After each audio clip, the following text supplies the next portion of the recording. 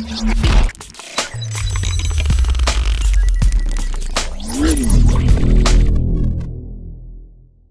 ladies and gentlemen, boys and girls. Today I just want to say congratulations to Just Meg VA. She has won the Deadpool and the Wonder Woman digital copies, and thank you for tuning in. And also Calum YSQ, I hope I'm saying that correctly, has won the John Wick digital copy.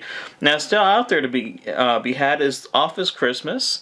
And the one I'm going to do for this video is actually going to be the Wolverine. And all you have to do is just write and just let me know if you want the Office Christmas or the Wolverine. Just send a message actually to my Instagram, which is @FairStudios. And basically the way you'll see it is it'll be basically the Big Ben with Christmas lights on it, or replica of it with Christmas lights on it. That's actually my my Instagram. And just shoot me a message on there. I did have an issue receiving messages, but I will respond to you in time as soon as I see them. And I will send out the digital codes. Now that I know there's an issue, I'll be checking that periodically versus waiting for the alerts to hit. So I do apologize for that. Moving forward, that shouldn't be an issue. Now, over here today, actually, what I'll be reviewing is something I've had for a while. I've been wanting to do a review on this for a minute. I did shoot one earlier and then decided to scrap it, but today is actually going to be the review of it, which is basically a little product from Nivida, which was the Nvidia Shield tablet. Now, this is actually, the one I have here pictured, is actually the 4G model. And then also the controller. Now, I will say, as far as the controller, go ahead and get that one out of the way first. The controller is actually great with this product. I've actually loved the controller. Unfortunately, it only works with NVIDIA Shield. The reason being is they actually used Wi-Fi for its connection versus actually using normal Bluetooth. And even if you plug it into your computer, it will not read the controller. So it's pretty much strictly used just for NVIDIA products, unfortunately. And basically on the controller, you have a couple things going on here. You have a volume. You have, this actually is like a mouse, like you would see on the PS4, the mouse pad. Then, of course, your plus and minus for your sound. You also have your home, your back, and also your play button. This is actually your center button. This actually is the thing that turns it on. You have your basic, of course, your directionals. Then you have your, of course, like your Xbox type design buttons there. Now, if you flip the controller over, you'll see there's a couple ports. Of course, you have your charging, which is your micro USB. And then you also have over here your headphone jack. Now, I never actually used the headphones, so I don't know how quality quad DAC that is, or if it even is a quad DAC. But it also has your triggers, which is basic for your basic gaming. Now, I will say the thing about this combo was so great at the time. Now, I did actually also have the cover at one point, but I will warn you, the cover actually on these things was pretty brittle if you dropped it a couple times. It was a great cover to have. I did actually go off and buy another case, which is from Poetics. I wasn't thrilled by having the Poetics case on there, so I eventually just took it off there, but it was great for protection while I had it on. You would go to the Shield Hub, and here you'd find all your games. Basically, this would have some special tuned games just for the NVIDIA. The other thing also is you could use this to stream your NVIDIA games from a service which they were offering. Actually, it was free at first for, I want to say, actually the first 2 years almost. It was a free streaming service. However, the default was in the actual tablet itself and its Wi-Fi capabilities. Where they kind of dropped the ball on this is they bottlenecked the Wi-Fi chip, and that's pretty much the only downside to this. If they had just done that properly, this probably, I like it better than the Switch, honestly. I know I'm probably going to get a lot of hate for that. But there's just so much more you could do with it because, of course, it's Android. It also has a mini HDMI out. It has dual speakers. It has speakers here, speakers there. And it has vents on the side.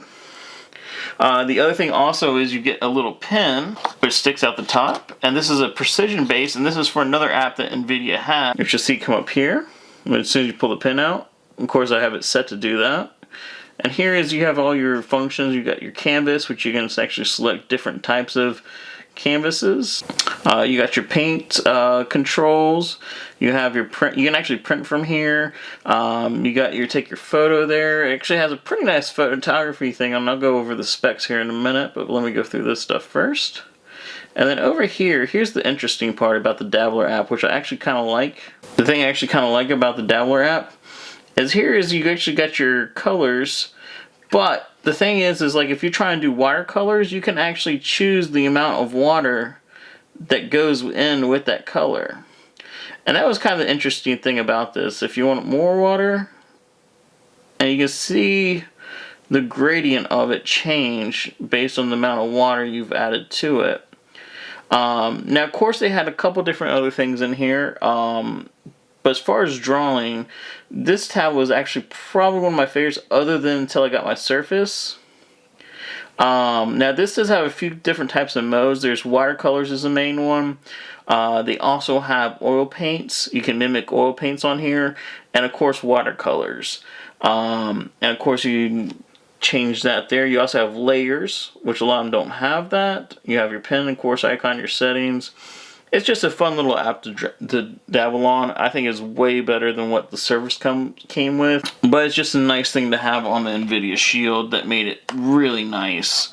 Was that app. I wish Nvidia would actually make that app for other things. And as far as it is like I said, you get some games on here. One of the games that came out specifically for this was Half-Life. You can actually play Half-Life 2 on here.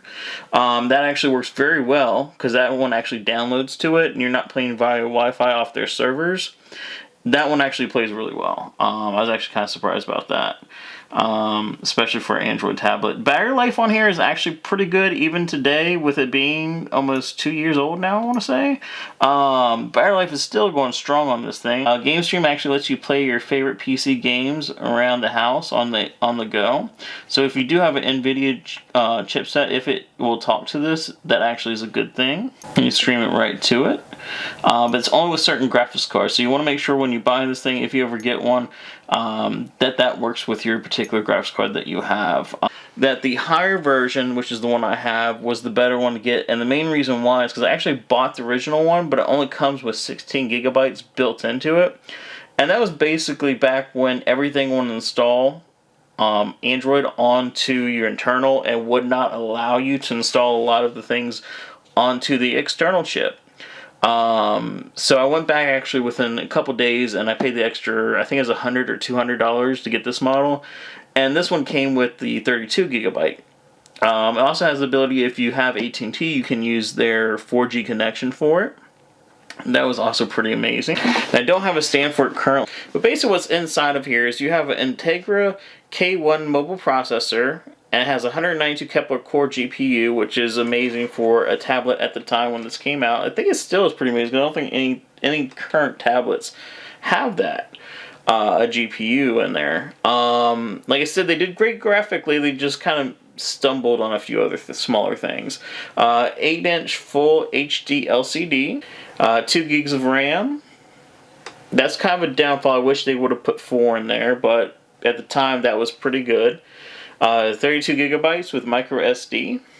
Now the Wi-Fi says it can do a lot. It's got Bluetooth 4.0.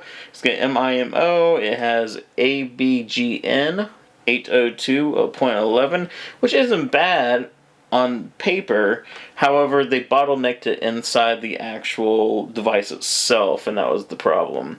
Now it has a 5 megapixel autofocus HDR rear camera and a 5 megapixel user-facing HDR camera. As far as that, that's the end of my review, and thank you for tuning in.